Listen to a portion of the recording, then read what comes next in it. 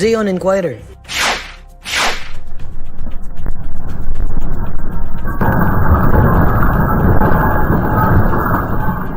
At least 300 aftershocks recorded after a magnitude 6 earthquake jolted Davao de Oro. The United States and the Philippines agreed to 4 new additional enhanced defense cooperation agreement sites in the country. The future of the Philippines, and for that matter the Asia Pacific, will always have to involve the United States. Senate Minority Leader Koko Pimentel says ICC probe on the drug war is not an issue to Philippine sovereignty. This is not an issue of sovereignty because actually we should decide to cooperate. And Department of Education to probe purchase of alleged overpriced cameras.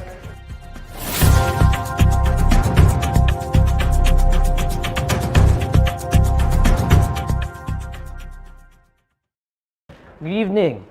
A magnitude 6 earthquake shook a new Bataan town in Davao de Oro on a Wednesday night. At least 345 aftershocks were recorded after the tremor, according to state seismologists. The earthquake, which was tectonic in origin, occurred 14 kilometers east of New Bataan at around 6:44 p.m. on Wednesday. Intensity 3 was felt in Davao City.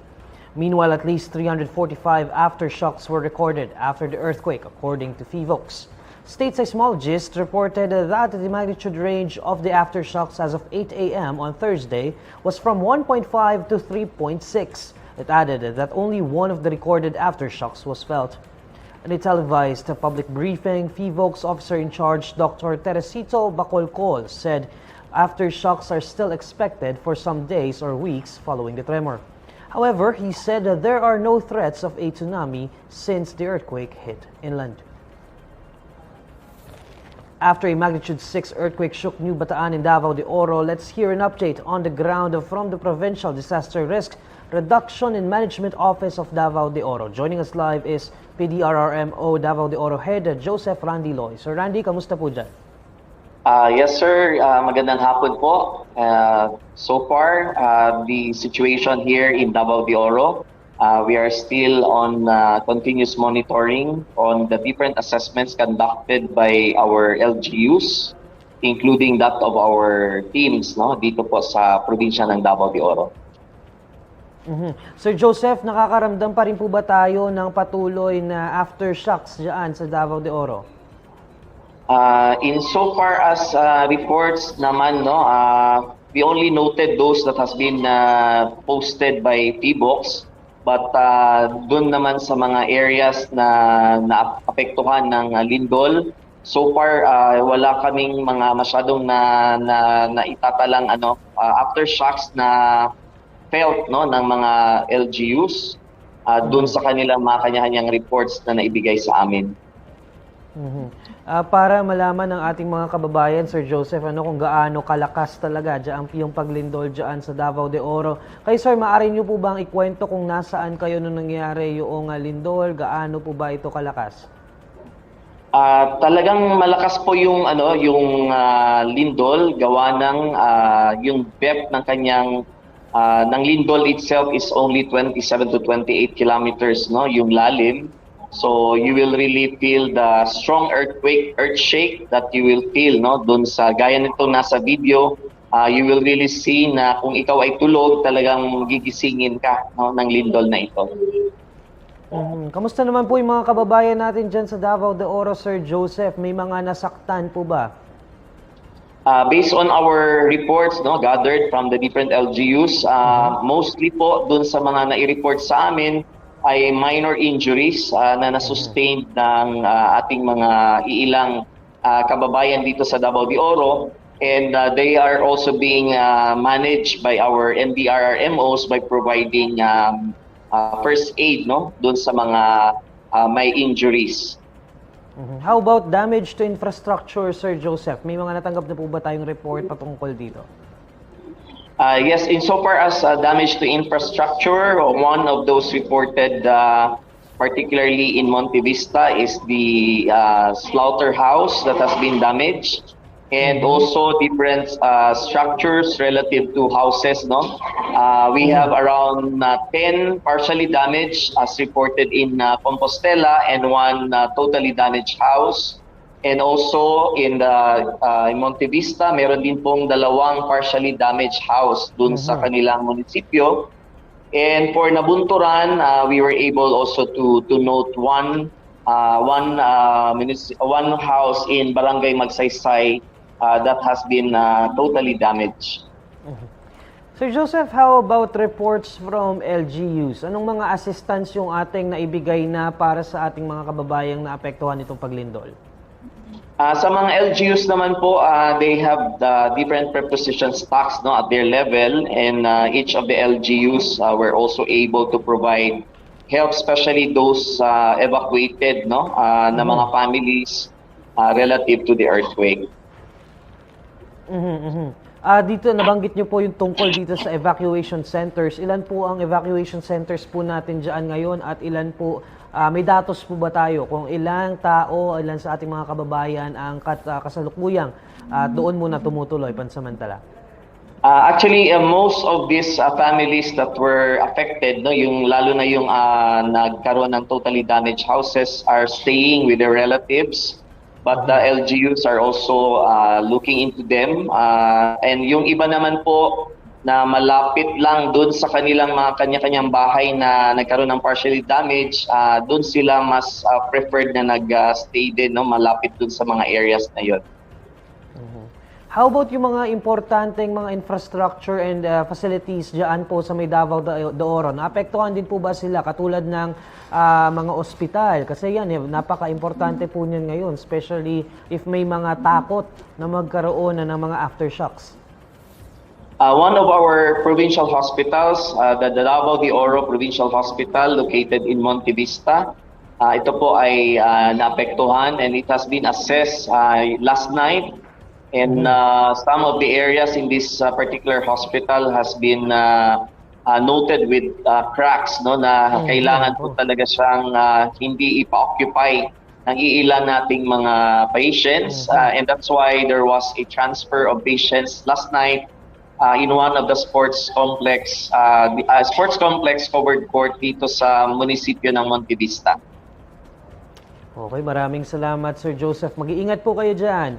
That's PDRRMO Davao de Oro Head Joseph Randiloy. The United States and the Philippines have agreed to 4 new additional Enhanced Defense Cooperation Agreements, or EDCA, sites in the country, a move that was met with protests from progressive groups. To tell us more, here's John Eric Mendoza reporting live. Eric.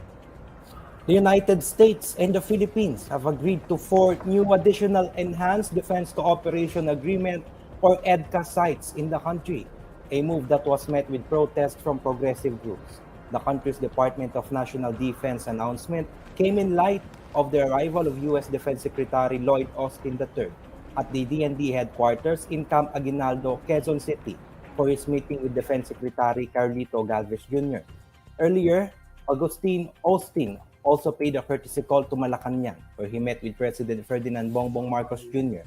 Marcos said that the future of the Philippines will always be linked to the U.S. because of the partnership that is advantageous to both countries. Austin echoed Marcos' remarks, saying that the administration of U.S. President Joe Biden is making attempts to further solidify the strong bond between long-term allies. The United States also allocated over $82 million for infrastructure developments or investments at the existing 5 sites under the EDCA, according to the DND. Currently, there are 5 predetermined EDCA sites located at military sites in Palawan, Pampanga, Nueva Ecija, Cebu, and Cagayan de Oro City. In a related development, members of progressive organizations staged a protest at the front of Camp Aguinaldo along EDSA in the light of the announcement. The Bagong Alyansa Makabayan, who is among the protesters, said the country should not be allowed to be used as a staging ground for what the group calls a U.S. military intervention in the region.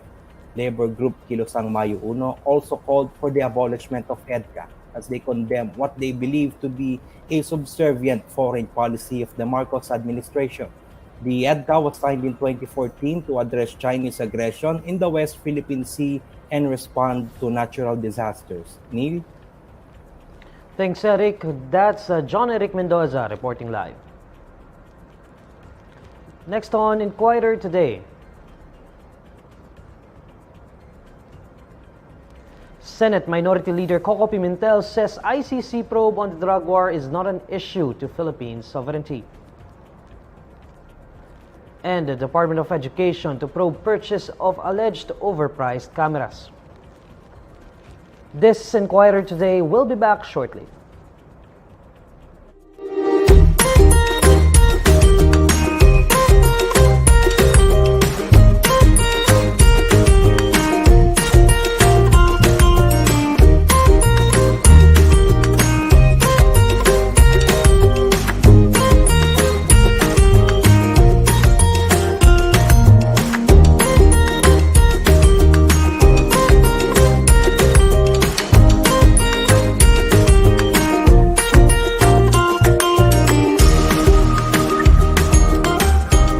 Ako si Eloise Jill Cadilo. Currently, student ako sa UP, pero at the same time, nagtatattoo ako sa sining tinta. Personally, na nagpapatattoo ako, hindi ako ganun ka-comfortable doon. So, naisip ko, lahat ng hindi ako comfortable with, ibahin ko siya. Light lang yung curation ng space para hindi ka natatakot pag nagpapatattoo ka, lalo na't masakit kasi magpatattoo.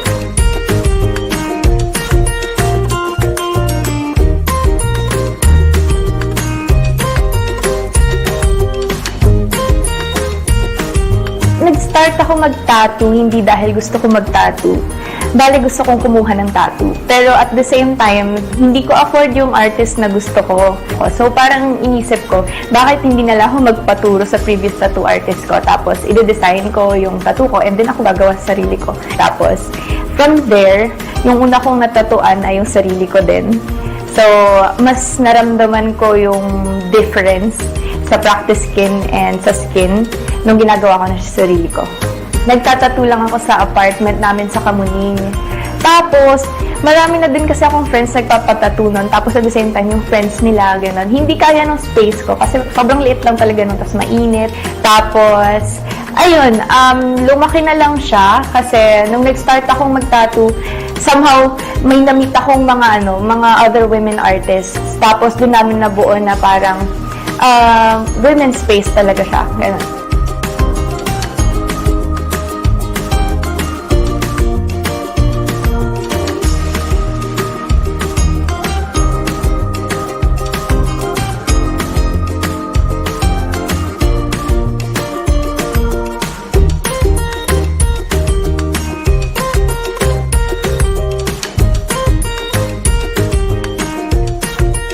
Sining tinta, kapag English, ink art, gano'n. Yung pinaka-tagline kasi is malaya at mapagpalayang sining. Tapos, at the same time, yung artists ay puro women. Kasi marami sa clients ko previously, nagkakwento na they don't feel safe kapag puro male yung artists nila, gano'n. May ganong stories. I want to take that scare away, gano'n, yung that intimidation. And the only way na I can do it is if we strictly create a space na women artists lang din talaga.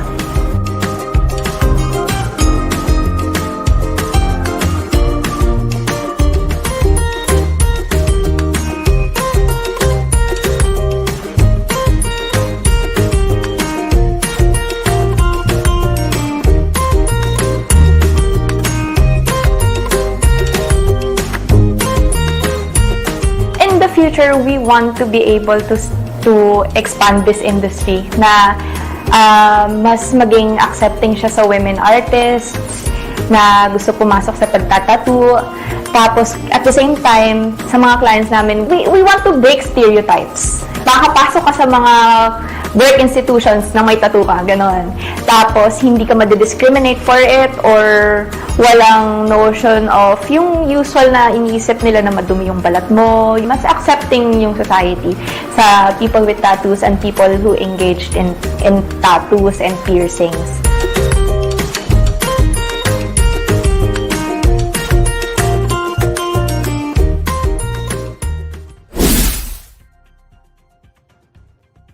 The International Criminal Court's investigation into the extrajudicial killings during the previous administration is not an issue to Philippine sovereignty, according to Senate Minority Leader Koko Pimentel. In an exclusive interview with INQUIRER.net's Inside Look, Pimentel explained that the Philippines should choose to cooperate as a responsible member of the international community. The country also signed the Rome Statute, making it a member of the ICC. This follows several officials calling upon the ICC to respect the country's independence, with Department of Justice Chief Jesus Crispin Remulla saying that he will prevent the ICC from imposing upon the Philippines, as the country already has its own judiciary. While former President Rodrigo Duterte withdrew the country from the ICC during his term, Pimentel said that the Philippines is still, quote, expected to cooperate with investigations covering the time period when the country was still a member. This is not an issue of sovereignty because actually we should decide to cooperate. It's already the exercise of our sovereignty that we want to cooperate. You can watch the full interview on Inside Look on INQUIRER.net's social media channels. Amid the furor over the purchase of overpriced computers, the Department of Education will investigate its 2021 acquisition of costly cameras. In a text message to INQUIRER.net, DepEd spokesperson Michael Poa said that the agency's Public Affairs Service has already been assigned to look into the allegations. According to POA, they would need to verify the type of cameras procured, specifically in the regions. POA issued his response after activist Renato Reyes tweeted a Facebook post of photographer June Dantes, who shared a photo of a Canon DSLR camera allegedly purchased by DepEd.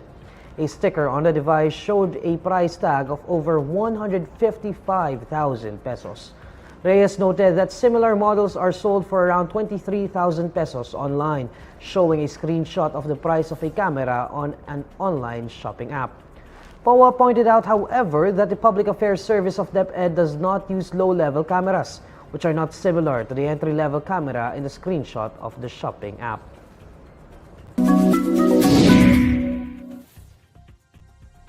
Alamin naman natin ang mainit na balita sa mundo ng showbiz kasama si Irvin Santiago. Irvin? Hi Neil at sa lahat ng mga kabandera natin all over the universe. Ito nga ang latest bandera chika.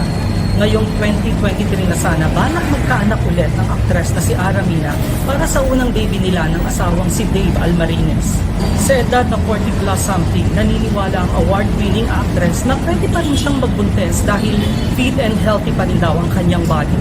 Nakachikahan namin si Ara Mina at nasabi nga niyang nagpa-check na raw siya sa kanyang doktor at okay naman daw siya at caring-carry pa rin magbuntis. Hindi pa naman daw niya kailangan ng IVF or in vitro fertilization dahil marami pa siyang napoproduce na eggs o masasabing super fertile pa rin siya.